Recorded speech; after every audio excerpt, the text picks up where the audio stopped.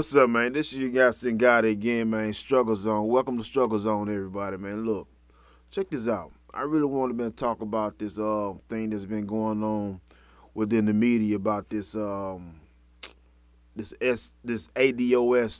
conversation that everybody been talking about on YouTube and social media.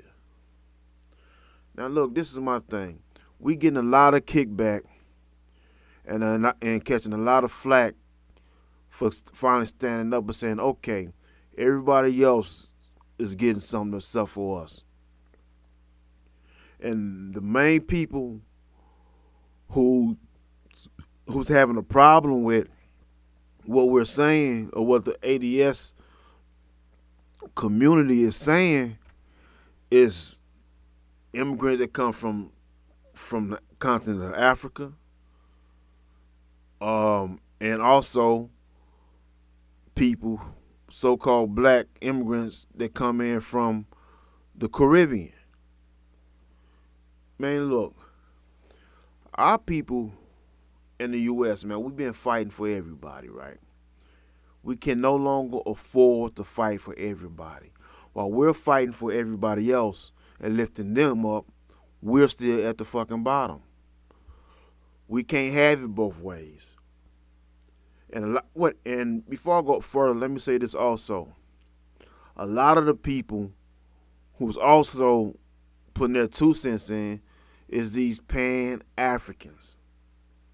These brothers and sisters who consider themselves to be Pan African. They also have a problem with this ADOS movement. And my thing is, look, when the LGBT community come out, or the black LGBT come out and say they want something specific for them, nobody says anything. When they talking about when politicians come out and say they're fighting for immigrants, nobody says anything. What about those of us who's been here who's not immigrants? This is our home. You dig what I'm saying? And they not putting any policies in place for us. We have a right as men and women to stand up and say, you know what? No, we're not supporting no motherfucker. Pardon my language, but we're not supporting nobody who does not support us. We've been holding the bag and lifting everybody up for the longest. How long we gonna continue to do that before we realize, look, we are in the worst conditions. We're in the worst conditions. And many of our so-called leaders have sold us out. They continue to sell us out, and they've been doing it for the longest.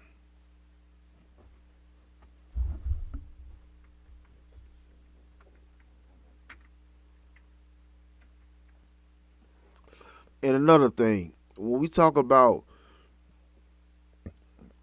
these Pan Africans, I'm going to say something about these guys.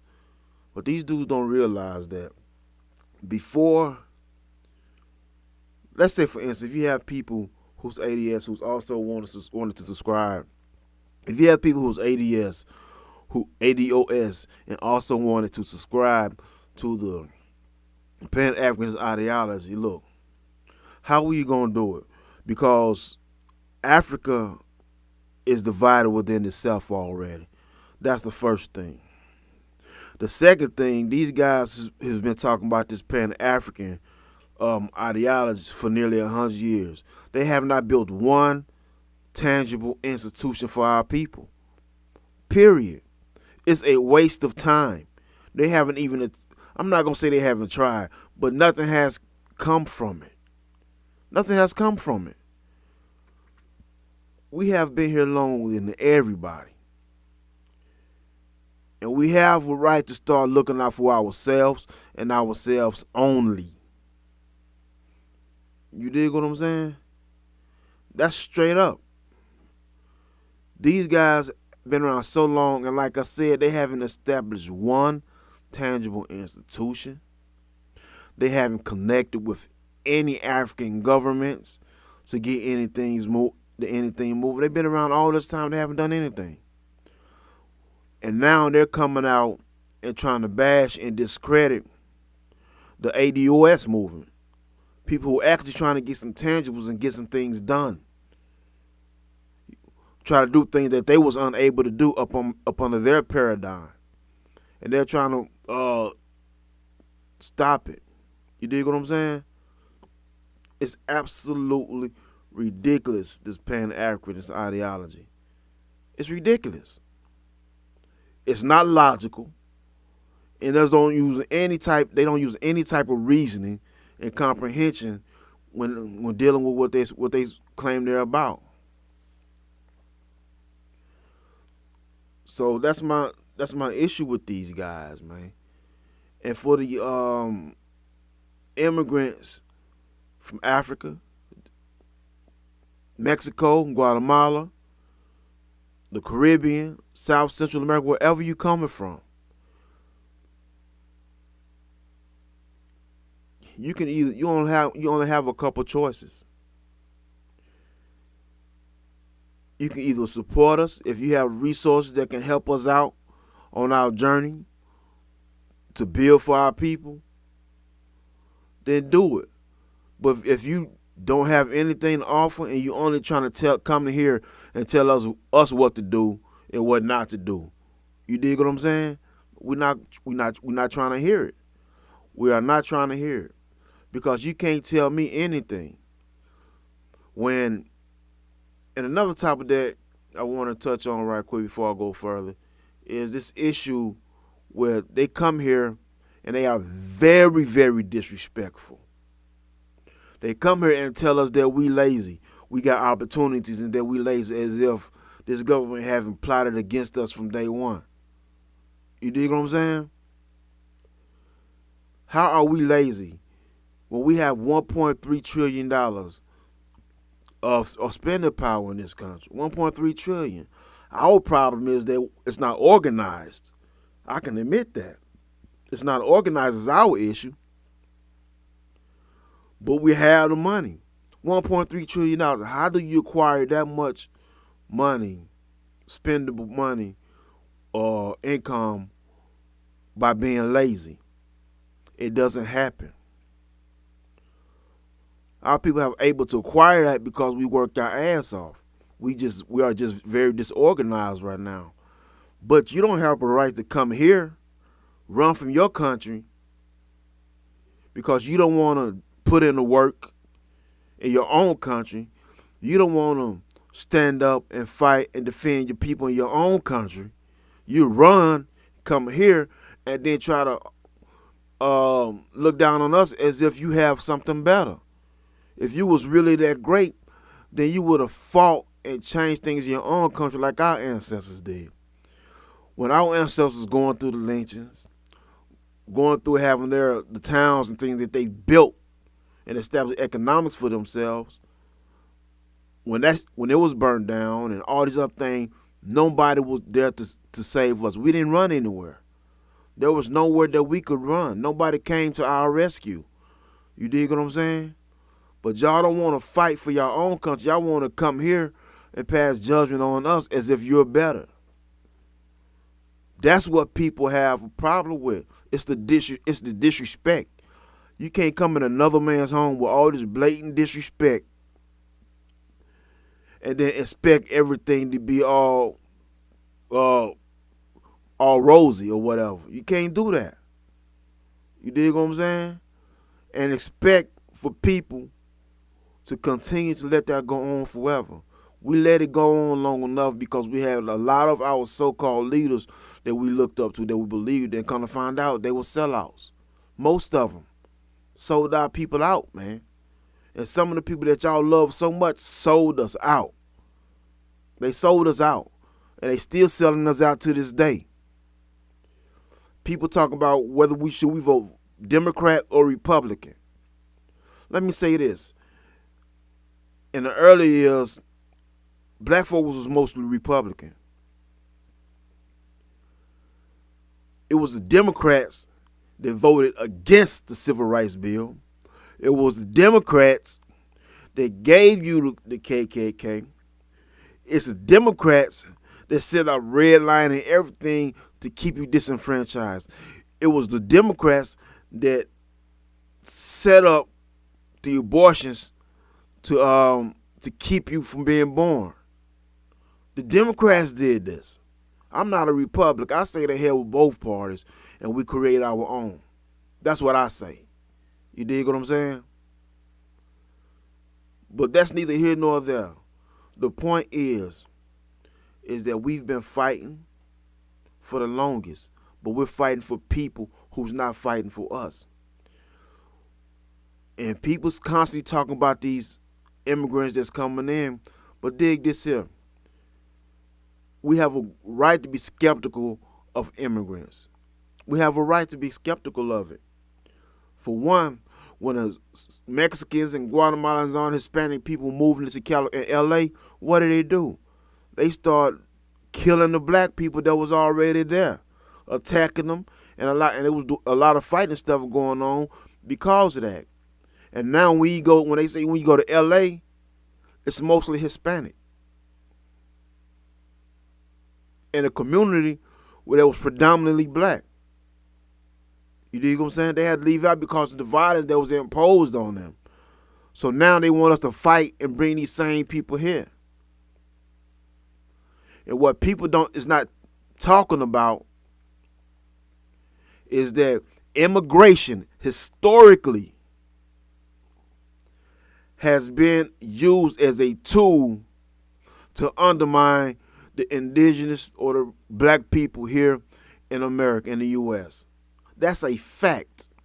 And I'm going to give you a source. I'm going to post in this video a source of a book called The Mississippi Chinese Between Black and White.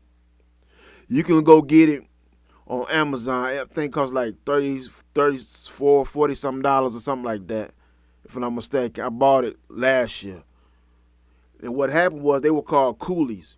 And what happened was after slavery, right? After slavery, a lot of our people were sharecroppers. They knew how to till the land. So this is how they was making their money. This is how they make us money. The Europeans that was here, they didn't know how to work the land, but we did. Our ancestors knew how to work the land. So because of the Caucasians in this areas, it was around in the South, around the Mississippi Delta, the Arkansas Delta, and the Louisiana Delta, which is ironic because I'm from Arkansas. My people is from Arkansas. But when I go into my genealogy, my people on part of my family comes from Mississippi. You dig what I'm saying? They come from Mississippi and Arkansas. You dig what I'm saying? So they will push these people out of there, import Chinese into these areas and give them those positions specifically to undermine black people because they felt like you should still be a fucking slave. And this is exactly what the Democrats and everybody else who support immigration is doing to us to this day. They still doing it. It's always been used as a tool to undermine our people. And this is what a lot of people is not talking about. These Pan Africans are not telling you this. These immigrants that's talking all this nonsense, they are not telling y'all this information because they don't want you to know, because they're not in this for everybody. They are in this for themselves, because when these politicians only come out and talk about immigrants, when they only come out and speak about immigrants, none of these immigrants that's coming into our chats and trying to destroy the ADOS movement and trying to discredit it, none of them is coming in, okay, what about black people? What are y'all going to do for them? You know what I'm saying? Nobody is saying that.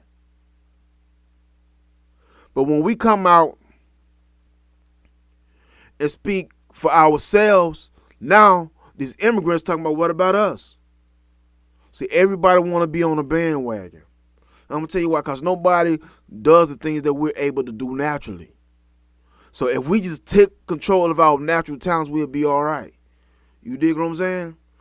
But these Pan Africans, none of these dudes, these immigrants, none of these people is fighting for us. While we fighting for everybody else, they fighting for themselves.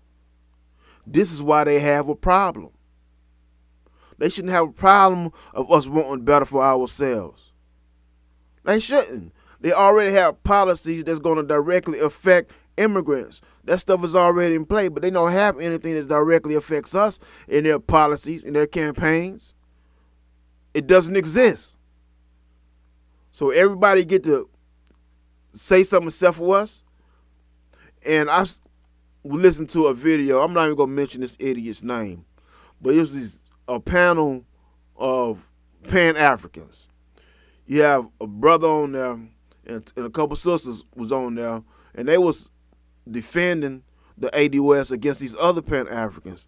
And one of the sisters said, "Well, we Pan African, but y'all not. If y'all saying that we supposed to be in solidarity, all black people is supposed to be in solidarity, then y'all shouldn't have a problem with us fighting for ourselves. Y'all shouldn't have a problem with that. If you can't say that you in solidarity with me, if you trying to minimize the plight that our people been through here in this country." You dig what I'm saying? And that was dead on. And although they supposed to been on the same team, the same squad or whatever, he still tried to minimize what she was saying. That lets you know that these people are smiling in our faces. But the moment we say what we're going through, they dismiss it as if we're just complaining. But their ancestors didn't go through what ours went through. Did you have some people from Jamaica and the Caribbean going to slavery? Yes. But they have to deal with that on their own. They have to deal with that. And if they get some tangibles from the people that enslaved them, we don't have any rights from that in the U.S. That goes specifically to them. If we get anything, that goes specifically to us. They don't get that. And now some of them was trying to swing it and try to say, well, all affirmative action is for everybody. We need to get affirmative action too. But y'all didn't fight for that. Our ancestors fought for that. Our ancestors fought for that. And what they did was the stuff that's supposed to be for African Americans, they end up slipping minority in there and put everybody up on the minority. But the minorities didn't go through what we went through in this country. Gays and lesbians didn't go through what we went through. Women didn't go through what we went through. Women did not go through what we went through. They wasn't enslaving people just because they was women. Most of the people that came on the slave ships was men.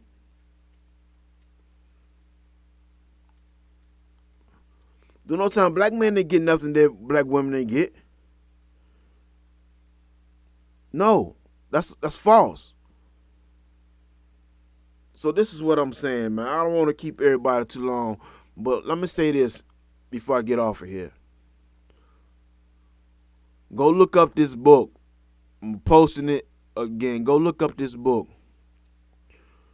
entitled "The Mississippi Chinese Between Black and White." And it's going to tell you why these immigrants was imported into the U.S. It's telling you why they imported these people specifically to undermine black people. This is what it was for. So we got to quit fighting for everybody else. We have to fight for ourselves.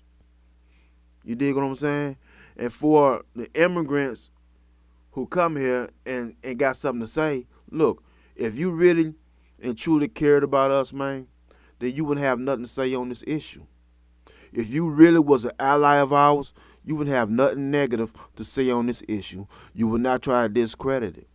But when you come out and try to discredit it and try to minimize our plight and our struggles here in the U.S., when you do that, you let us know. You expose yourself. You let us know that you are not our friend. You are our enemy. You are our enemy, and you hate our people. You hate us. You hate us. It's okay when everything's going good. But the moment we try to pull away and do our own thing, you have a problem with it. That's a red flag.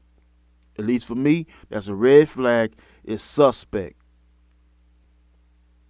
And we cannot allow these people to do this and to undermine us. This is why, and I'm going to end on this, this is why we need to create an institution that in order to be within our communities, we have to know your lineage. You have to submit who your people are, your genealogy, so we can find out where you come from and how long you've been here. Because we cannot just accept people just because they look like us. That's been our downfall. That's what got Obama in office. And he didn't do nothing for our people. We can't continue to do that just because you look like us. We're going to vote for you. No. The Europeans have always used our own peoples against us. It was a Negro who helped take down Malcolm. It was Negroes who helped take down Marcus Garvey. This has been going on for a long time. They've always used people that look like us against us. So now we need to change the game and have a criteria for you to be within our circumference. Peace out, man. I'm done. Welcome to the struggle zone.